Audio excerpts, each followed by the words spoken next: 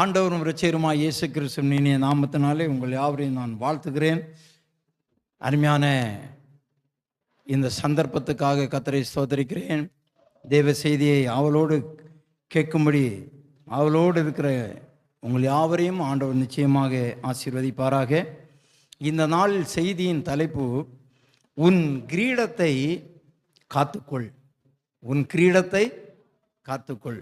அன்பு தெய்வ பிள்ளைகளே, ஆண்டவராகிய தேவன் வெளிப்படுத்தின விசேஷத்தில் இப்படியாக இயேசு கிறிஸ்து சொல்லுகிறார். 3ஆம் அதிகாரம் 11ஆம் வசனம். வெளிப்படுத்தல் 3:11. இதோ சீக்கிரமாய் வருகிறேன், இதோ நான் சீக்கிரமாய் வருகிறேன், ஒருவனும் உன் கிரீடத்தை எடுத்துக்கொள்ளாதபடிக்கு உன் கிரீடத்தை எடுத்துக்கொள்ளாதபடிக்கு உனக்குள்ளதை பற்றி கொண்டிரு. உனக்கு உள்ளதை பற்றி கொண்டிரு. அன்பு தெய்வ பிள்ளைகளே, கர்த்தர் அவரை ஏற்றுக்கொண்ட பிள்ளைகளுக்கு, அவரை நேசிக்கிற பிள்ளைகளுக்கு, அவரிடத்தில் அன்பு கூறுற பிள்ளைகளுக்கு அவர் ஒவ்வொருவருக்கும் ஒவ்வொரு கிரீடத்தை கொடுக்கிறார். அந்த கிரீடம் பல சூழ்நிலைகளிலே அவர்களுக்கு கொடுக்கப்படுகிறது. அவருடைய உண்மை, அவருடைய உழைப்பு, அவருடைய உத்தமம், அவருடைய உற்சாகம், இதையெல்லாம் பொறுத்து அவர்களுக்கு கிரீடம் கொடுக்கப்படுகிறது. நீங்கள் இந்த குடியரசு தினம், ஆகஸ்ட் 15 சுதந்திர தினம், இந்த நாட்களிலெல்லாம் பார்த்தீங்கன்னா விருதுகள் வழங்குவார்கள். தீர செயல்கள் புரிந்தவர்கள், அதாவது நல்ல செயல்கள் ஆற்றினவர்களுக்கு கிரீடங்கள் அவர்களுக்கு கொடுப்பார்கள். பேட்ஜ் அவர்களுக்கு அவர்களை கனப்படுத்தி அவர்களுக்கு பல கிரீடங்கள் வழங்கப்படும். அந்த கிரீடம் எல்லாருக்கும் கிடைத்து விடாது. அவருடைய துணிச்சல், அவருடைய உத்தமம், அவருடைய உழைப்பு, அவருடைய தீர செயல்கள், இதெல்லாம் பொறுத்து ஒவ்வொருவருக்கும் கிரீடம் கொடுக்கப்படும். அவார்டு என்று சொல்வார்கள். எனவே கர்த்தரும் என்ன பண்ணுகிறார், நாம் ஊழியம் செய்யும்போது, ஆண்டவருக்காய் வாழும்போது, ஆண்டவருக்காக கிரியை செய்யும்போது கிரீடங்கள் கொடுக்கிறார். அந்த கிரீடங்கள் தான் இப்பொழுது நாம் சொல்லுகிறதான கிருபை வரங்கள் என்று சொல்லுகிறோம். கிருபை வரங்கள், ஒவ்வொருக்கும் ஒவ்வொரு விதமான கிருபைகள் இருக்கிறது, வரங்கள் இருக்கிறது, தாளந்துகள் இருக்கிறது. இதை ஆண்டவர் ஒவ்வொருவருக்கும் கொடுக்கிறார். இந்த தாளந்துகள், கிருபை வரங்கள் என்கிறதான இந்த கிரீடங்கள் ஒருபோதும் நம்மை விட்டு போய்விடக்கூடாது. நன்றாய் கவனிக்க வேண்டும். நம்மை ஆண்டவர் நம்பி ஒரு காரியத்திலே வைத்திருக்கும் போது அதை நாம் சிறப்பாக செய்யாவிட்டால் அந்த கிரீடம் வேற ஆளுக்கு போய்விடும். ஆமாம், உலகத்தில் பாருங்கள், நீங்கள் இந்த ஐஏஎஸ் ஆஃபீஸுங்களை அப்பப்போ மாற்றிட்டே இருப்பாங்க. ஏன்னா அவங்க சரியாக அதில் செயல்படலைன்னா என்ன பண்ணுவாங்க, அவர்களை மாற்றிட்டு வேறு ஆளை போட்டு பார்ப்பாங்க, அவங்க சரியாக செய்கிறாங்களா. அதேபோல் காவல்துறையில் இருக்கிறவர்களுக்கு ஒருவர் சாதாரண ஒரு இன்ஸ்பெக்டராக இருப்பார், அவர் டிஎஸ்பியாக மாறிடுவார். சிட்டியில் போனால் அசிஸ்டண்ட் கமிஷனர் என்று சொல்லுவாங்க, அப்படி மாறிடுவார். அப்புறம் கமிஷனராக மாறிடுவாங்க.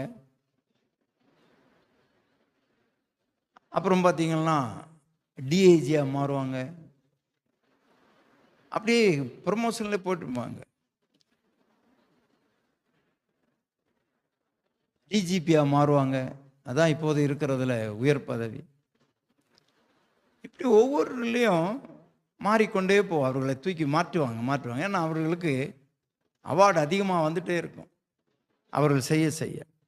இங்கே சொல்லப்பட்டிருக்கிறது, ஒருவனும் உன் கிரீடத்தை எடுத்துக்கொள்ளாதபடி உனக்கு உள்ளதை பற்றி கொண்டு. உனக்கு உள்ளதை பற்றி கொண்டு. கர்த்தருக்கு ஸ்தோத்திரம். ரொம்ப கவனமாக இருக்க வேண்டும். யாக்கோபு எழுதின பொதுவான நிருபம் 1ஆம் அதிகாரம் 13ஆம் வசனம் வாசிங்க. யாக்கோபு 1:13. சோதிக்கப்படுகிற எவனும் நான் தேவனால் சோதிக்கப்படுகிறேன் என்று சொல்லாதிருப்பானாக, தேவன் பொல்லாங்கினால் சோதிக்கப்படுகிறவர் அல்ல. 12ஆம் வசனம். சோதனை சகிக்கிற மனுஷன் பாக்கியவான், பாக்கியவான்.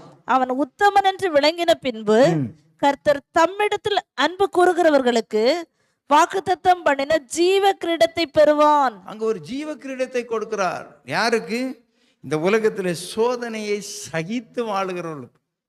நிறைய பேர் சோதனையை சகிக்க மாட்டாங்க. ஒரு போராட்டம் சோதனை வரும்போது ஒன்று ஊரை விட்டு ஓடிடுறாங்க, இல்லைன்னா தற்கொலை பண்ணிடுறாங்க, ஒளிந்துடுறாங்க. இதெல்லாம் இல்லை. சோதனையை சகிக்கிற மனிதன் பாக்கியவான், அவன் உத்தமன் என்று விளங்கின பின்பு வாக்குத்தத்தம் பண்ணினதான ஜீவ கிரீடத்தை அவர்களுக்கு ஆண்டவர் கொடுக்கிறார்.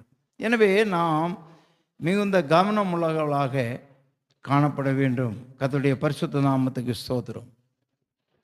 எனவே சோதனைகள் வரும், வராமல் இருக்காது. போராட்டங்கள் வரும், அதை சகித்து கொண்டிருக்க வேண்டும். ஒரு சம்பவத்தின் மூலமாக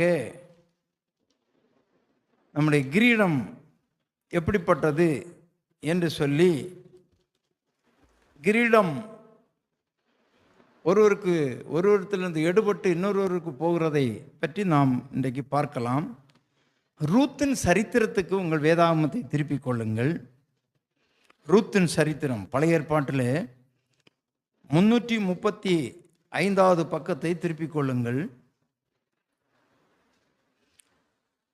21ஆம் வசனத்தை வாசியுங்கள். நிறைவுள்ளவளாய் போனேன், நான் நிறைவு உள்ளவளாய் போனேன், கர்த்தர் என்னை வெறுமையாய் திரும்பி வர பண்ணினார். கர்த்தர் என்னை வெறுமையாய் திரும்பி வர பண்ணினார். நன்றாய் கவனிக்க வேண்டும். இது யார் சொல்லுகிறார் என்றால் நகோமி சொல்லுகிறாள். நகோமி என்ற வார்த்தையினுடைய பொருள் இனிமையானவள் என்று பொருள். நகோமி என்றால் இனிமையானவள். நமக்கு தெரியும், நகோமியும் அவளுடைய புருஷனும் அவருடைய 2 மகன்களும் பெத்லெகேம் என்கிறதான ஊரிலே அவர்கள் வாழ்ந்து கொண்டிருக்கிறார். அந்த வாழ்ந்து கொண்டிருக்கும் போது அங்கே ஒரு பஞ்சம் வருகிறதை கேள்விப்படுகிறார்கள். 1ஆம் அதிகாரம் 1ஆம் வசனம் வாசிங்க. நியாயாதிபதிகள் நியாயம் விசாரித்து வரும் நாட்களில் தேசத்திலே பஞ்சம் உண்டாயிற்று. பஞ்சம் உண்டாயிற்று. அப்பொழுது யூதாவில் உள்ள பெத்லெகேம் ஊரானாகிய ஒரு மனுஷன் தன் மனைவியோடும் 2 குமாரரோடும் கூட மோவாப் தேசத்திலே போய் சஞ்சரித்தான். அந்த மனுஷனுடைய பேர் எலிமெலேக்கு, அவன் மனைவியின் பேர் நகோமி. அவனுடைய 2 குமாரர்கள், ஒருவன் பேர் மக்லோன், மற்றொருவன் பேர் கிலியோன். நன்றாய் கவனிக்க வேண்டும். இவர்கள் வாழ்ந்து வருகிற இடம் பெத்லெகேம் என்கிற ஊர். பெத்லெகேம் என்று சொன்னால் அப்பத்தின் வீடு என்று பொருள். என்ன வீடு? அப்பத்தின் வீடு அப்படின்னு சொன்னால் அப்பமே குறைபடாது. அங்கே சாப்பாட்டுக்கு குறைவில்லாத ஒரு ஊர். இல்லையா சொல்லலாமா? சாப்பாட்டுக்கு குறைவில்லாத ஒரு ஊரில் வாழ்கிறாங்க. இப்போ நியாயாதிபதிகள் தான் அங்கே நியாயம் விசாரிக்கிறாங்க. ராஜாக்கள் அல்ல, நியாயாதிபதிகள் நியாயம் விசாரிக்கிறார்கள். அந்த நேரத்தில் பாருங்க, தேசத்திலே பஞ்சம் உண்டாயிற்று. இப்பொழுது அங்கே அவர்கள் போனார்கள், அந்த ஊரில் இருந்து விட்டார்கள். கொஞ்ச நாள் பொறுத்து அந்த 2 பிள்ளைகளுக்கும் அவர்கள் அந்த ஊரிலிருந்து திருமணம் பண்ணினார்கள். நன்றாய் கவனிக்க வேண்டும். இப்பொழுது அந்த புருஷன் எலிமெலேக்கு இறந்து விட்டார். எலிமெலேக்கு என்று சொன்னால் என் தேவன் ஒரு ராஜா என்று பொருள். எலிமெலேக்கு என்றால் என்ன? என் தேவன் ஒரு ராஜா. அவர் அங்கே மரித்து விட்டார். இப்பொழுது அந்த நகோமி 2 பிள்ளைகளுக்கும், மக்லோன் கிலியோன் என்ற 2 பிள்ளைகளுக்கும் மோவாப் தேசத்திலே பெண் எடுத்தார்கள். ஒருத்தி பேர் ஓர்பாள், இன்னொருத்தி பேர் ரூத். 2 பெண்களையே அங்கே திருமணம் செய்து 10 வருடம் அந்த ஊரிலே சஞ்சரித்து விட்டார். நன்றாய் கவனிக்க வேண்டும். இந்த மோவாப் ஊரானது தேவனுக்கு பிரியமில்லாத அருவருப்பான மக்கள் இருக்கிற இடமாக்கும் அந்த மோவாப். உபாகமும் புஸ்தகம் 23 அதிகாரம் 3 சொல்லுகிறது. அங்கே வாசியுங்கள். உபாகமும் 23:3. அம்மோனியரும் மோவாபியரும் கர்த்தருடைய சபைக்கு உட்படலாகாது, கர்த்தருடைய சபைக்கு உட்படல் ஆகாது என்று அங்கே சொல்லப்பட்டிருக்கிறது. கவனமாக இருக்க வேண்டும். யாரெல்லாம் கர்த்தருடைய சபைக்கே போக முடியாதான்? மோவாபியரும் போக முடியாது, அம்மோன் புத்திரரும் போக முடியாது. இப்படிப்பட்ட ஒரு சூழ்நிலை. நன்றாய் கவனியுங்கள். ஏன் அவர்களை ஆண்டவர் அப்படி தீட்டானவர்களாக வைத்தார் என்று சொன்னால், நீங்கள் ஆதியாகமம் புஸ்தகத்திலே 19 அதிகாரத்தை நீங்கள் வீடுகளில் போய் நீங்கள் வாசியுங்கள் பொறுமையாக. இல்லாவிட்டால் யூடியூப்பிலே பார்த்து கொண்டிருக்கிற மக்கள் வேதம் உங்களுடைய கையில் இருக்குமாறு எடுத்து அப்புறம் வாசியுங்கள். நீங்கள் நமக்கு தெரியும், சோதோம் குமாரவனுடைய பாவம் மிகவும் கொடிதாக இருந்த பொழுது ஆண்டவராகிய தேவன் தம்முடைய தூதர்களை அனுப்பி அந்த ஊரில் லோத்து சஞ்சரித்து கொண்டிருக்கிறார். லோத்தும் அவருடைய மனைவி, அவனுடைய பெண் பிள்ளைகள் 2 பேர். இப்பொழுது அந்த ஊரின் பாவம் இருக்கிறதல்லவா, அது மிகவும் கொடிதான ஒரு பாவமாக இருக்கிறது. எனவே ஆண்டவர் சொல்லுகிறார், நான் அந்த ஸ்தலத்தை அழிக்கப் போகிறேன். அதனால நீங்க அந்த ஊர்ல இருந்து தப்பி நான் உங்களுக்கு தேசத்தை காட்டுறேன், நீங்க போங்க, வெளியே வாங்க அப்படின்னு சொல்றார். அந்த லோத்தும் மனைவியும் மக்களும் தாமதித்து கொண்டிருக்கும் போது அவளுடைய கையை பிடிச்சு இழுத்து தூதர்கள் வெளியே கொண்டு வந்து விடுகிறார்கள். அந்த தூதர்கள் சொல்லுகிறார்கள், உன்னுடைய பெண்களுக்கு 2 பெண்களுக்கும் நீங்கள் மாப்பிள்ளை பார்த்து வைத்திருக்கிற மருமக்கள் உண்டானால் அவர்களையும் நீங்க கொண்டு போயிருங்க அப்படின்னு சொல்றார்.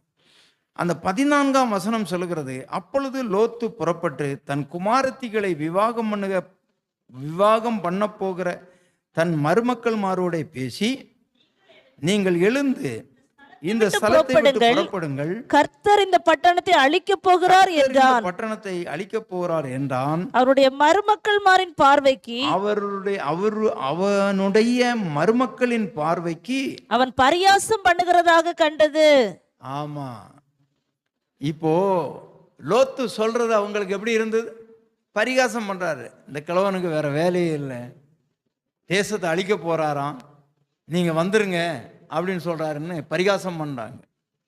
இவங்க இப்படி சொல்லி தாமதித்து கொண்டிருக்கும் போது அவர்கள் கையை பிடித்து வெளியே கொண்டு வந்து விட்டு ஜீவன் தப்ப ஓடிப்போங்க அப்படின்னு சொல்றாரு. நமக்கு தெரியும், ஓடுகிறார்கள். லோத்தின் மனைவி திரும்பி பார்த்து உப்பு தூணாய் போனார்.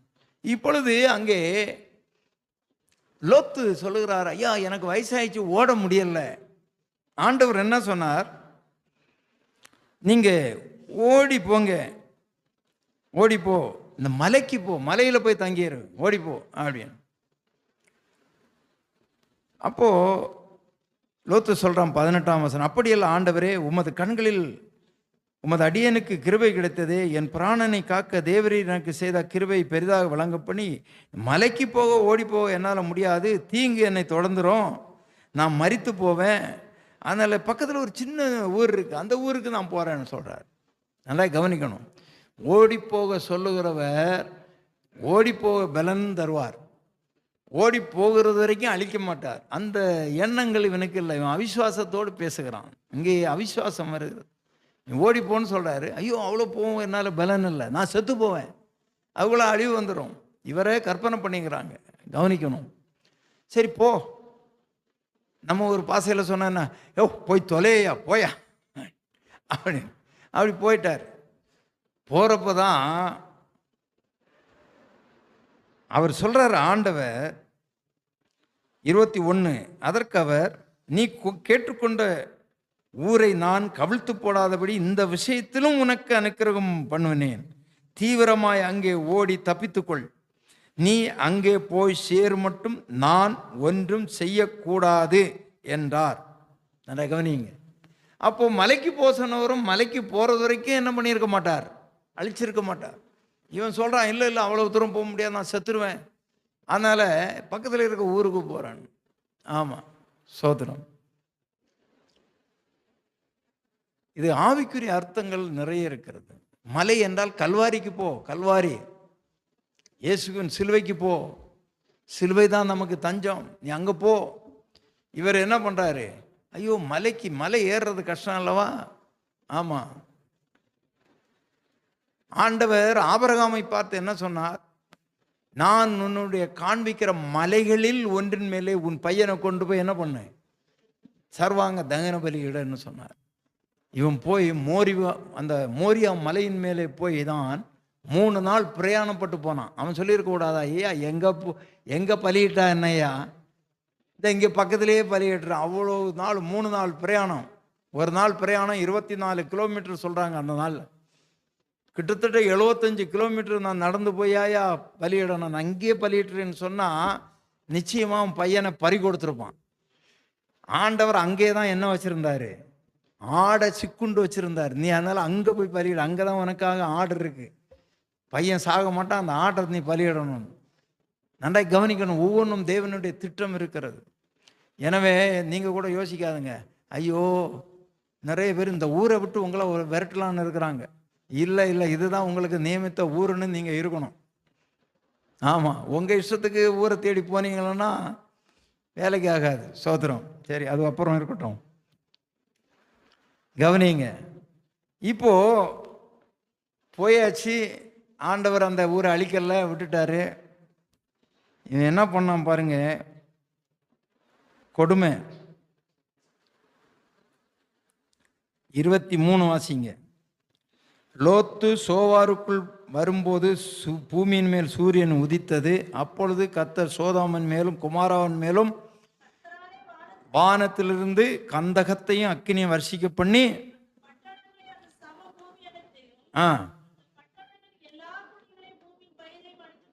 போட்டார். வாசிங்க தொடர்ந்து. 31 ஆனாள்.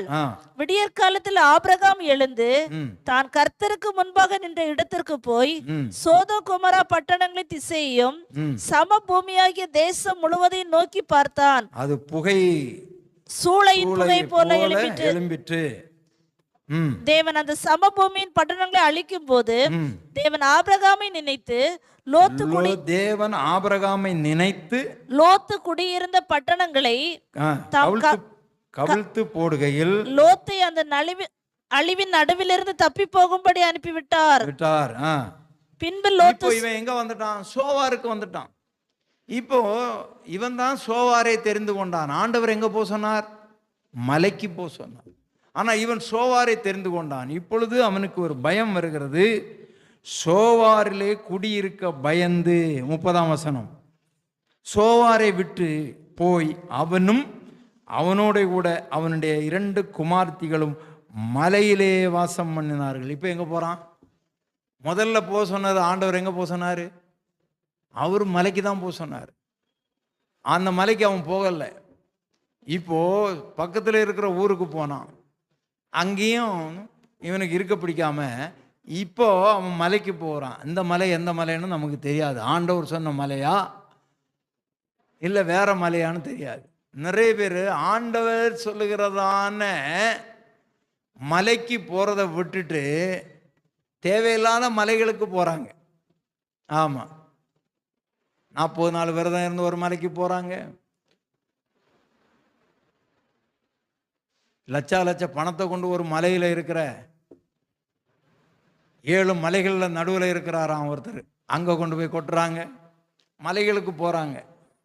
எந்த மலைக்கு போக சொன்னாரோ அந்த மலைக்கு போக மறுத்து இவங்க சொந்த ஊருக்கு போய், இவங்களா தெரிந்து கொண்ட ஊருக்கு போய் அங்கேயும் வாழ பிடிக்காம திரும்ப இவங்களாம் ஒரு மலைக்கு போகிறாங்க. நல்லா கவனிக்கணும். இங்கே தான் என்ன ஆச்சு, ஒரு தவறு நடக்கிறது. ஏன், ஆண்டவர் எல்லாவற்றையும் நேர்த்தியாய் செய்கிறவர். இந்த லோத்தாலே அந்த சோதோமில் இருந்து தன்னுடைய மக்களை கல்யாணம் பண்ண போகிற மருமக்களை கூட அவனாலே சம்பாதிக்க முடியவில்லை. நல்லா கவனிக்கணும். அதே இதை பாருங்க, நோவா காலத்தில் நோவாவை ஆண்டவர் சொல்கிறார், நீ பேழையில பிரவேசினா அவனும் அவனுடைய மனைவியும் அவனுடைய மகன்களும் அந்த மகன்களுடைய மனைவிமாராகிய மருமக்களும் 8 பேர் பேழையில போனாங்க. நல்லா கவனிக்கணும். நோவாவுக்கும் லோத்துக்கும் உள்ள வித்தியாசத்தை பாருங்க. ஆனா இவனுடைய பெண்களை கல்யாணம் பண்ணுவதற்கு பேசி வைத்திருக்கிற மருமகன்கள் இருக்கிறானுங்களே, இவனுங்க அங்க போகல. இவனுடைய வார்த்தை அவனுங்களுக்கு அந்த 2 மருமகன்களுக்கு எப்படி இருக்கு? பரிகாசம் பண்ணுகிறது போல இருக்கிறதாம். போகல. போயிருந்தா கூட நல்லா இருந்திருக்கும். இப்ப என்ன கதை நடக்குது? அந்த கெபியில போய் குடியிருக்கிறாங்கங்க. நல்லா கவனிங்க. 33ஆம் வசனம், 32ஆம் வசனம், நம்முடைய தகப்பனாலே சந்ததி உண்டாகும்படிக்கு அவருக்கு மதுவை குடிக்க கொடுத்து அவருடைய சயனிப்போம் வா என்றாள். மூத்தவ சொல்றா. 31 என்ன சொல்றார்? அப்பொழுது மூத்தவள் இளைவளை பார்த்து, நம்முடைய தகப்பன் முதிர் வயதானவர், பூமி எங்கு நடக்கிற முறைமையின்படியே நம்மோடு சேர பூமியிலே ஒரு புருஷனும் இல்லையா. இவங்களே ஒரு கற்பனை பண்ணிக்கிட்டாங்க. உலகமா அழிஞ்சு போச்சு. நோவா காலத்தில் உலகம் அழிஞ்சா மாதிரி ஒன்றும் அழியலையே. உலகம் இருக்க தான் செய்யுது. அந்த சோதம் மட்டும்தான் அழிஞ்சுது. பூமியிலே மக்கள் இருக்கிறாங்க, ஆம்பளைங்களும் இருக்கிறாங்க, பொம்பளைங்களும் இருக்கிறாங்க. ஆனால் இந்த பெண்களுக்கு முடிவு பாருங்க, பூமியில் யாருமே இல்லையா. அதனால தகப்பனுக்கு மதுவை குடிக்க கொடுத்து அந்த மது மயக்கத்தில் அவன் கிடக்கும்போது 2 பேரும், இவள் ஒரு நாள் அவள் மறுநாள் போய் கர்ப்பவதியாவி பிள்ளைகளை பெற்றார்கள். நன்றாக கவனிக்கணும். அவ பெற்றாலாம். 37ஆம் வசனம் வாசிங்க. மூத்தவள் ஒரு குமாரனை பெற்று அவனுக்கு மோவாப் என்று பெயரிட்டான். இந்நாள் வரையிலும் இருக்கிற மோவாபியருக்கு அவன் தகப்பன். அடுத்த வசனம், இளையவளும் ஒரு குமாரனை பெற்று அவனுக்கு பென்னிமி என்று பெயரிட்டான். இந்நாள் வரையிலும் இருக்கிற அம்மோன் புத்திரருக்கு தகப்பன். அதனாலதான் இந்த அம்மோன் புத்திரரும் மோவாப் புத்திரரும் அருவருப்பான ஒரு ஜாதியாக பிறந்தபடினாலே சபைக்குள்ளாலே வரக்கூடாதுன்னு ஆண்டவர் திட்டம் பண்ணி விட்டார். நன்றாக கவனிக்க வேண்டும். அம்மோனியர் மோவாப். இந்த மோவாப் தேசத்திலே தான் யார் போய் சஞ்சரிக்கிறது? எலிமெலேக்கும் நகோமியும் அந்த மக்லோன் கிலியோன் என்ற 2 பிள்ளைகளும் போய் சஞ்சரித்து அங்கே பெண் கொண்டார்கள் என்று சொல்லி நாம் ரூத்தின் புஸ்தகத்திலே வாசிக்கிறோம். 4ஆம் வசனம் வாசிங்க. ரூத்து 1:4. அவர்கள் மோவாபியரில் பெண் கொண்டார்கள். ஒருத்தி பேர் ஓர்பால், மற்றொரு பேர் ரூத். அங்கே ஏறக்குறைய 10 வருஷம் வாசம் பண்ணினார்கள். பின்பு மக்லோன் கிலியோன் என்னும் அவர்கள் இருவரும் இறந்து போனார்கள். நன்றாக கவனித்தீங்களா கதை எப்படி போகுதுன்னு? சரி, இப்போ இவங்க யாரெல்லாம் இறந்தது? புருஷனும் இறந்துட்டாங்க. யாருக்கு? நகோமிக்கு. இனிமையானவளுக்கு புருஷனும் இறந்தாச்சு, 2 பிள்ளைங்களும் இறந்தாச்சு. மருமக்கள் விதவைகள் 2 பேரும். இவளும் ஒரு விதவை. 3 விதவைகளாக இருக்கும்போது இந்த வயோதிப தாய் அவள் கேள்விப்படுகிறாள். என்ன கேள்விப்படுகிறாள்? 6ஆம் வசனம் வாசிங்க. கர்த்தர் தம்முடைய ஜனங்களை சந்தித்து அவர்களுக்கு ஆகாரம் அருளினார் என்று அவள் மோவாப் தேசத்தில் கேள்விப்பட்டு தன் மருமக்களோட மோவாப் தேசத்திலிருந்து திரும்பி வரும்படி எழுந்தாள். நன்றாக கவனிக்கணும். உலகத்தில் சொல்லுவாங்க, கண்ணு கெட்ட பிறகு தானா சூரிய நமஸ்காரம் பண்ணுவாங்களாம். அந்த மாதிரி இவங்க கெட்டுட்டாங்க. அதுக்கப்புறம் தான் இந்த அம்மாவுக்கு புத்தி வருது. என்ன புத்தி வருது? பெத்லெகேமிலே ஆண்டவர் தம்முடைய ஜனங்களை சந்தித்து அவர்களுக்கு ஆகாரம் அருளினார். அங்க பஞ்சம் வந்த உடனே இவள் தம்முடைய ஜனம், ஆண்டவருடைய பிள்ளை நான், எங்களை ஆண்டவர் நடத்துவார், ஆண்டவர் தம்முடைய ஜனத்தை கைவிட மாட்டார் என்ற அறிவு அவர்களுக்கு இல்லாதபடி அவள் என்ன பண்ணாள்? அவள் சொல்லும்போது சொல்கிறாள், நிறைவு உள்ளவளாய் போனேன் என்று. நன்றாய் கவனிக்க வேண்டும். இவ்வளவு எழும்பி வரா. இதுக்கு முன்னாடி அந்த நடையெல்லாம் தெரியும். ஒருத்தி என்ன பண்ணுவான், 2 பேரும் ஒன்று சத்தம் போட, மாமி இல்லை மாமி, 2 பேரும் அழுதாங்க. ஒருத்தி முத்தமிட்டு போயிட்டா இன்னொருத்தி நான் இல்லை உம்மை கூட தான் வருவேன், சரி ரைட் வா அப்படின்னு சொல்கிறாங்க. நல்லா கவனிக்கணும். இப்படி புறப்பட்டு வரும்பொழுது அந்த பெத்லகேம் மட்டும் நடந்து வந்தார்கள். அப்பொழுது எல்லாரும் அவளை குறித்து ஆச்சரியப்பட்டு 19ஆம் வசனத்தில் என்ன சொல்லுகிறது, இவள் நகோமி அல்லவோ.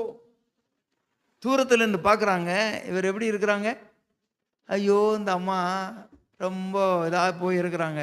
தூரத்தில் பார்க்குறாங்க, ஆனால் இவங்க நாட்டை இவனுடைய உருவம் எல்லாம் பார்த்தா எப்படி இருக்கு, நகோமி அல்லவோ. அதுக்கு தான் இப்போது 20ஆம் வசனத்தில் நகோமி சொல்கிறாங்க. அதற்கு அவள், நீங்கள் என்ன நகோமின்னு சொல்லாங்க, மாறாள்னு சொல்லுங்க. நகோமி என்றால் இனிமையானவள். அப்போ என்ன சொல்லி கூப்பிட்டுருப்பாங்க, அக்கா இனிமையான மதுரமானவங்க வராங்க அப்படின்னு. ஐயோ என்ன மதுரம்னு சொல்லாத, நான் இப்போ மாறா ஆயிட்டேன். மாறா என்றால் கசப்பு. நான் நூலாயிட்டேன், மாறாவா மாறிட்டேன், என்னை மாறா என்று அழையுங்க என்று சொல்லிவிட்டு சொல்லுகிறாள், சர்வ வல்லவர் எனக்கு மிகுந்த கசப்பை கட்டளையிட்டார். என்ன சொல்றா, சர்வ வல்லவர் எனக்கு மிகுந்த கசப்பை கட்டளையிட்டார். அவள் சொல்லுகிறாள், நான் நிறைவு உள்ளவளாய் போனேன். இந்த தான் கிரீடம். நிறைவு ஒரு கிரீடம். இந்த கிரீடம் உள்ளவளாய் தான் அவள் போனாள். நிறைவு உள்ளவளாய் தான் போனாள். கொஞ்சம் பொறுத்து இருக்கலாமே, நல்லா கவனிக்கணும். கொஞ்சம் பொறுமை இருந்திருக்கலாமே. அன்பு தெய்வ பிள்ளையே, அந்த பொறுமையை இழந்து அவசரப்பட்டு அப்பத்தின் வீடாகிய பெத்லகேமை விட்டு அந்த மோவாப் அருவருக்கப்பட்டதான தேவனால அருவருக்கப்பட்ட சபைக்கு உட்படாத ஒரு ஜாதியாரிடத்தில் போய் குடியிருந்தது மட்டுமல்ல, பிள்ளைகளுக்கும் பெண் கொண்டு வாழ்க்கையே நாசமாய் போய்விட்டது. இவள் சொல்கிறாள், நான் நிறைவு உள்ளவளாய் போனேன். சர்வ வல்லமை உள்ள தெய்வம் என்ன பண்ணிட்டாராம், கசப்பை உண்டு பண்ணி. அவள் சொல்கிறார், சர்வ வல்லமை உள்ளவர் எனக்கு மிகுந்த கசப்பை உண்டாக்கி நான் நிறைவுள்ளவளாய் போனேன். அடுத்தது என்ன, கர்த்தர் என்னை வறுமையாய் திரும்பி பண்ணார். அடுத்தது சொல்றார், கர்த்தர் என்னை சிறுமைப்படுத்தினார், சர்வ வல்லவர் என்னை கிளேசப்படுத்தினார். நன்றாய் கவனிக்கணும். ஆண்டவர் யாரையுமே என்ன பண்ண மாட்டாரு, பொல்லாங்கனாலே சோதிக்கிறார். அதுதான் நான் யாக்கோபுல படித்தோம். யாக்கோபு 1:13 என்ன படித்தோம், தேவன் ஒருவரையும் பொல்லாங்கினாலே சோதிக்கிறவர் அல்ல. தேவன் ஒருவரையும் பொல்லாங்கினாலே சோதிக்கிறவர் அல்ல. என்ன கவனிக்கணும். ஆனால் இவ சொல்லுகிறாள், நான் நிறைவுள்ளவளாய் போனேன், கர்த்தர் என்னை வறுமையாய் திரும்பி பண்ணேன். நிறைவுள்ளவள் ஏன் போனோம்? எங்க ஊர்ல ஒரு பழமொழி சொல்லுவாங்க, நண்டு கொளுத்தா அறையில் கிடக்காதான். நண்டு கொளுத்து போனா எங்க இருக்காதான், அறையில் இருக்காதான். நன்றாய் கவனிக்கணும். அதுக்கு அர்த்தம் என்னன்னா, அந்த நண்டு இருக்கு பாருங்க, ரொம்ப கொளுத்து போயிடுச்சுன்னா அது ஒரு பெரிய பொந்து உண்டு பண்ணி வச்சிருக்கும். இந்த பொந்தில் மேலே வந்து ஏறி ஏறி பார்க்கும். இந்த நரி என்ன பண்ணோம்னா, ராத்திரி நண்டு பிடிக்கிறதுக்குன்னே வயலுக்கு போகும். இந்த நரியை பார்த்தோன்னே சுருன்னு எங்கே போயிடும், பொந்தில் போயிடும். அப்படியே பொந்தில் போய் கவனிச்சுட்டே இருக்கும் போல இருக்கு, இந்த நரி எங்கேயா போயிச்சான்னு. திரும்பவும் என்ன பண்ணும், அது சுருன்னு மேலே வரும். நண்டு கொளுத்தா ஒழுங்கா அறையில் இல்லை. இந்த நரி தந்திரம் உள்ளது. அது என்ன பண்ணும் தெரியுமா, அந்த பொந்தை பார்த்துச்சுல்ல, நீ மேலே வர கீழே போகிற, மேலே வர கீழே போ, ஒழுங்காக அந்த அறைக்குள்ளால இருக்க மாட்டேங்கிறேன்னு சொல்லிட்டு, இவர் வால் எப்படி இருக்கும், நரிக்க வால் பார்த்துருக்குறீங்களா, நரி பார்த்துருக்கீங்க வால், அது பொசு பொசு பொசு பொசுன்னு முடி இருக்கும் வால். அதை அந்த பொந்தில் உள்ளால விடுவார் அவர், வால் தான் விடுவார் அவர். என்னமோ நமக்கு ஆகாரம் வருதுன்னு சொல்லிட்டு நண்டு என்ன பண்ணோம்னா, அந்த முடியை சேர்த்து பிடிச்சிக்கும், பிடிச்சி இழுக்கும், அப்படி பிடிச்சி இழுக்கும். நான் நரிக்கு தெரியும், ஆஹா பிடிச்சிக்கிட்டாரு. அப்படி நரி கொஞ்ச நேரம் ஒரு ஒரு 2-3 செகண்ட் அப்படி நிற்கும். அவர் நல்லா பிடிச்சி இழுப்பார் பாருங்க, அப்படி புஷ்கன் வெளியே இழுத்த போட்டுருவார். இங்கே வெளியே வந்து விழுந்தோன்னா நறுக்குன்னு போய் பிடிச்சிருவார் நரி. இதுதான் நரி வேட்டையாடுற விஷயம். நண்டு கொளுத்தா. அதனால இப்போ இவ கொளுத்து போயிட்டான், நிறைவு உள்ளவளாக தான் போனான். குறைவு வந்ததுனால போகல, நல்லா வேதத்தை கவனமாக படிக்கணும். நிறைவுள்ளவளாய் போனேன், கர்த்தர் எனக்கு என்ன வெறுமையா. கர்த்தர் யாரையாவது வெறுமையாக அனுப்புவாரா? உனக்கு கொழுப்பு எடுத்து போயிட்ட. நீ போனதும் எங்கே போய் சஞ்சரிச்ச? சோதோம் அல்ல, மோவாப்பில் போயிட்ட. மோவாப் அருவருப்பான இடத்துக்கு போயிட்ட. கவனிக்கணும். இப்போ சொல்றால், நான் நிறைவுள்ளமாய் போனேன், வெறுமையா அனுப்பிட்டார். கர்த்தர் என்றால் பெரியவர் என்று அர்த்தம். கர்த்தர் என்றால் என்ன? பெரியவர். கர்த்தர் என்னை சிறுமைப்படுத்தினார். பெரியவர் என்னை என்ன பண்ணிட்டாரு? சிறுமைப்படுத்திட்டாரு. அவருக்கு தான் வேலையா உன்னை சிறுமைப்படுத்தி வேடிக்கை பார்க்கறது? அப்படி சொல்றா. சர்வ வல்லவர் என்னை கிளேசப்படுத்தி இருக்கு. கிளேசம்னா சஞ்சலம், மனவேதனை. கர்த்தர் பண்ணாராம், சர்வ வல்லவர் பண்ணாராம். எவ்வளோ பெரிய பொய்யை தூக்கி கடவுள் பேரில் போடுறாங்க. நன்றாய் கவனிக்கணும்.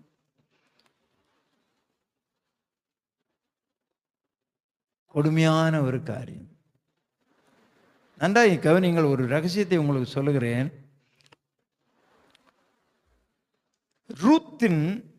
ரூத்தின் சரித்திரம். அது என்னது? ரூத்தின் சரித்திரம். ஆக்சுவலாக அது என்ன சரித்திரமாக இருக்க வேண்டியது? நகோமியின் சரித்திரமாக இருக்க வேண்டியது. நன்றாய் கவனிக்கணும். நீங்கள் நகோமியின் சரித்திரம் எழுதப்பட வேண்டிய வேத புஸ்தகத்திலே நகோமியின் சரித்திரமும் அங்கே எழுதி இருக்கிறது. ஆனால் அந்த புஸ்தகத்துக்கு பேர் என்ன வைத்திருக்கிறார்கள்? ரூத்தின் சரித்திரம். அப்போ நகோமியை விடவும் இப்போ ஹீரோ யாரா மாறிட்டா? ரூத்தா மாறிட்டா. நன்றாய் கவனிக்கணும்.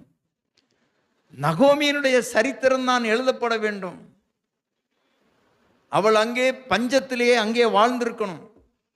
கர்த்தர் அவர்களை வாழ வைத்து அவள் எழுதியிருக்கணும், இந்த பஞ்சத்திலும் நான் கர்த்தரோடு இருந்தேன், கர்த்தர் என்னை காப்பாற்றினார்.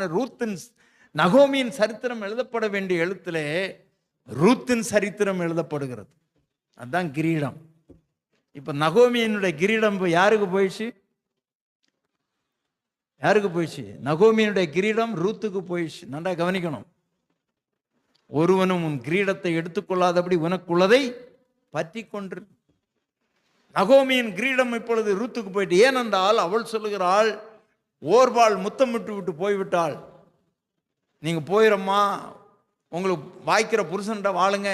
இதுக்கு மேல் நான் ஒரு கல்யாணம் பண்ணி ஒரு புருஷனோடு வாழ்ந்து பிள்ளை பெற்று அந்த பிள்ளைகள் பெரியவர்களாகி உங்களுக்கு வாழ்க்கைப்படுகிறது வரையிலும் நீங்கள் பொறுமையாக இருக்கக்கூடாது, நீங்கள் போயிருங்க. இதை கேட்டோன்னா ஓர்பால் முத்தமிட்டு விட்டு போய்விட்டாள். ஓர்பால் என்று சொன்னால் பெண் மான் என்று பொருள். எப்படி? பெண் மான். அழகை நம்பி போய்விட்டாள். ரூத் என்று சொன்னால் சிநேகிதி என்று பொருள். இந்த ரூத் என்ன பண்ணினாள்? தன் மாமியிடத்திலே சொல்கிறாள், மாமி இப்படி நீங்க சொல்லாதுங்க, உம்மை விட்டு நான் போக மாட்டேன். உம்மை பின்பற்றாமல் 16ஆம் வசனம் சொல்லுகிறாள். அதற்கு ரூத், உம்மை பின்பற்றாமல் உம்மை விட்டு திரும்பி போவதை குறித்து என்னோடு பேச வேண்டாம். நீர் போகும் இடத்திற்கு நானும் வருவேன், நீர் தங்கும் இடத்தில் நான் தங்குவேன். உம்முடைய ஜனம் என்னுடைய ஜனம், உம்முடைய தேவன் என்னுடைய தேவன். நீர் மரணம் அடையும் இடத்துல நானும் மரணம் அடைவேன். அங்கேயே அடக்கம் பண்ணிட்டு போகலாம். மரணமே இல்லாமல் நம்ம 2 பேரையும் யாராலும் பிரிக்க முடியாது என்று சொல்லி, ஒரு மோவாப் அருவருப்பான தேசத்திலே வாழ்ந்த ஒரு பெண் நம்முடைய தெய்வத்தை அவள் ஏற்றுக்கொள்ள மனதாயிருக்கிறாள். உம்முடைய தெய்வம் என்னுடைய தெய்வம், உம்முடைய ஜனம் என்னுடைய ஜனம். நான் இப்பொழுது மோவாப் இல்லாதபடி இஸ்ரவேல் தேசத்தாளாக நான் மாறிவிடுகிறேன் என்று சொல்லி, நன்றாய் கவனிக்கணும், மாறிவிடுகிறேன் என்று சொல்லி ஆண்டவர் அந்த பெண் நம்முடைய ஆண்டவரை நம்பி வந்தாள். நன்றாய் கவனிக்கணும். இவளுக்கு பேர் தான் மாரியம்மாள். நம்ம இன்றைக்கு மாரியம்மாள்னு யாரையோ ஒருத்தரை கும்பிட்டுட்டு இருக்கிறாங்க மக்கள். இவள் தான் மாறி வந்தவள். நம்முடைய ஆண்டவருக்கு ஒரு பேர் உண்டு, அவர்தான் மாரியப்பன். விண்ணுலகத்திலே செல்லப்பிள்ளையாக இருந்த இயேசு அந்த விண்ணுலக வாழ்க்கையை விட்டு நம்மளை ரட்சிக்கும்படியாக மாறி வந்தாரே, அவர்தான் மாரியப்பன். அல்லேலூயா சொல்லலாமா? இந்த அம்மா யாரு? மாரியம்மாள். அவள் மாறி வந்தாள். ஆமா, அவள் மாறிட்டா. இப்போ இஸ்ரவேல் தேசத்தாளாக மாறிவிட்டாள், சரித்திரம் படைத்து விட்டாள். கவனிக்க வேண்டும் பிரியமானவர்களே, அவளுக்கு வாழ்க்கை கிடைத்தது. இவள் நொந்து நூலாய் வருகிறாள். கவனமாயிருக்கணும். நம்முடைய ஆண்டவரை ஒருபோதும் குறை சொல்லக்கூடாது. ஏன் இதை சொல்லுகிறேன்? இந்த நகோமி அந்த ஊரில் பஞ்சம் வந்த உடனே இவள் தெய்வத்திடத்தில் கேட்டிருக்க வேண்டும், நீர் என்னை போஷிப்பீரா, இல்லை என்னையும் கைவிட்டு விடுறா, நான் வேறு தேசம் எங்கேயாவது போகணுமான்னு கேட்டிருக்க வேண்டும். கவனமாக இருக்க வேண்டும் கர்த்தருடைய பிள்ளைகள், அவசரப்படக்கூடாது. வேதம் என்ன சொல்லுகிறது பிரியமானே? 34ஆம் சங்கீதம் 10ஆம் வசனம். நான் வேகமாக 5 நிமிடத்தில் சொல்லி முடிச்சிடறேன். 34ஆம் சங்கீதம் 10ஆம் வசனம் என்ன சொல்லுகிறது? சிங்கக்குட்டிகள் தாட்சி எழுந்து பட்னியா இருக்கும், கர்த்தரை தேடுகிறவர்களுக்கு குறைபடாது. சங்கீதம் 37:25 வாசிங்க. நீதிமான் தாவீது சொல்வார், நான் இளைஞனாய் இருந்தேன், முதிர் வயதுள்ளவனாய் மாறினேன், ஆனாலும் நீதிமான் கைவிடப்பட்டதும் அவன் சந்ததி அப்பத்துக்கு இறைந்து திரிவதையும் நான் காணவில்லை என்று சொல்கிறான். பிரியமான தேவனுடைய பிள்ளைகளே, 37:34 வாசிங்க. 34. கர்த்தருக்கு காத்திருந்து அவள் வழியை கைக்கொள், பூமியை சுதந்திரித்துக் கொள்வதற்கு உன்னை உயர்த்துவார். 3ஆம் வசனம் வாசிங்க. 3ஆம் வசனம். கர்த்தரை நம்பி நன்மை செய், தேசத்தில் இருந்து சத்தியத்தை கை கொண்டு மேய்ந்து கொள். அல்லேலூயா சொல்லலாமா? அன்பு தெய்வ பிள்ளைகளே, 34:19 வாசிங்க. சங்கீதம் 34:19.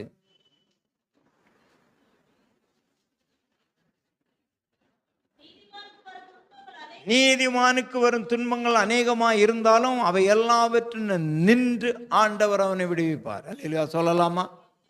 இந்த வசனங்கள் எல்லாம் நாம் கை கொள்ள வேண்டும், படித்து புரிந்து கொண்டு வாழ வேண்டும். பிரியமானே, ஒரு அருமையான ஒரு வசனம் இருக்கிறது. நீதிமொழிகள் 27:8 அருமையாக சொல்லப்பட்டிருக்கும். வாசிங்க.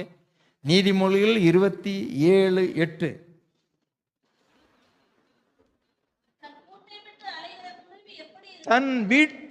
தன் கூட்டை விட்டு அலைகிற குருவி எப்படி இருக்கிறதோ அப்படியே தன் ஸ்தானத்தை விட்டு அலைகிற மனிதனும் இருப்பானாம். ஒரு கூட்டை விட்டு ஒரு குருவி அலையும் போது அதனுடைய வேதனை எப்படி இருக்கும் என்று அதற்கு தான் தெரியும். அந்த கூடு ஒன்றி மனிதனாலே கலைக்கப்பட்டிருக்கலாம். பறவைகள் எப்பொழுது கூடு கட்டும் தெரியுமா? அது சுகமாய் வாழ்றதுக்கு கூடு கட்டாது. நன்றாய் தெரிந்து கொள்ளுங்க. பறவைகள் எல்லாம் மரக்கிளைகளில் தான் தங்கி இருக்கும். எப்பொழுது அது கூடு கட்டும் என்றால் முட்டையிடுவதற்காக மாத்திரம்தான், இனப்பெருக்கத்திற்காக மாத்திரம்தான், முட்டையிட்டு குஞ்சு அடைகாத்து குஞ்சு பறிப்பதற்கு மாத்திரம்தான் அது கூடு கட்டும்.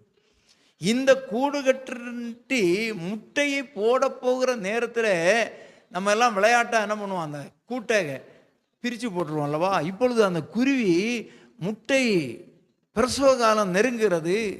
இப்பொழுது அந்த முட்டையை எங்கே போடுறதுக்குன்னு தெரியல. தன்னுடைய கூடு கட்டின கூடு 1 மாதமாக 2 மாதமாக கட்டின கூட்டை வந்து பார்க்கறது, கூடு இருந்த இடத்துல கூட்டை காணோம். ஐயோ, உடனடியாக இந்த கிளையிலிருந்து இன்னொரு மரத்துக்கு ஓடுகிறது. அங்கிருந்து திரும்பவும் இல்லையே, இந்த மரத்தில் தான் நான் கூடு கட்டினேன், அங்கிருந்து இங்கே வரும், இங்கிருந்து வரும். இப்பொழுது வேதனை வருகிறது, முட்டை இடுகிற நேரம் வருகிறது, என்ன செய்கிறது தெரியவில்லை. அதுக்கு தான் தெரியும் வேதனை. அதான் அங்கே எழுதப்பட்டிருது, தன் கூட்டை விட்டு அலைகிற குருவியைப் போல தன்னுடைய ஸ்தானத்தை விட்டு அலைகிற மனுஷன் இருப்பான் என்று. சில நேரங்களில் தன்னுடைய ஸ்தானத்தை விட்டு அலைகிற மனுஷன் எவ்வளோ வேதனைப்படுவான்னு தெரியுமா? நிறைய பேர் என்ன சொல்கிறேன், ஐயா நான் அரசாங்கத்தில் நல்ல பதவியில் இருந்தேன், ஒரு சிறிய தவறு நடந்து விட்டது, என்னை வேலையை விட்டு எடுத்து விட்டாங்க, இப்போது எனக்கு கீழே இருந்தவன் எல்லாம் சல்யூட் அடித்தவன் எல்லாம் என்னை பார்த்து பரிகாசம் பண்ணிட்டு போகிறான். வேதனை. தன் கூட்டை விட்டு அலைகிற மனுஷனை குருவியைப் போல தன் ஸ்தானத்தை விட்டு அலைகிற மனுஷன் இருப்பான். ஒருவனும் தன் கிரீடத்தை எடுத்துக்கொள்ளக்கூடாது. நகோமியினுடைய கிரீடம் யாருக்கு போனது? ரூத்துக்கு. நகோமியின் சரித்திரம் எழுதப்பட வேண்டிய இடத்துல ரூத்தின் சரித்திரம் எழுதப்பட்டிருக்கிறது. கவனமாயிருப்போம். சாமுவேலின் காலம் வரையிலும் அங்கே நியாயாதிபதிகள் தான் அரசாண்டு கொண்டிருக்கிறார்கள். ஒரு சில நியாயாதிபதிகள் சொன்னால் பார்த்தீங்களா, சிம்சோன் ஒரு நியாயாதிபதி, தெபோராள் என்கிற பெண் ஒரு நியாயாதிபதி, கிதியோன் ஒரு நியாயாதிபதி, இப்படி நியாயாதிபதிகள். சாமுவேல் ஒரு நியாயாதிபதி. இப்பொழுது சாமுவேல் நாட்களில் ராஜா வேண்டும் என்று கேட்கிறார்கள். சாமுவேல் ஆண்டவரத்தில் முறையிடும் போது ஆண்டவர் யாரை கொடுத்தாராம்? ஆண்டவர் தான் காட்டினார். யாரை? சவுலை ராஜாவாக நீ அபிஷேகம் பண்ணு.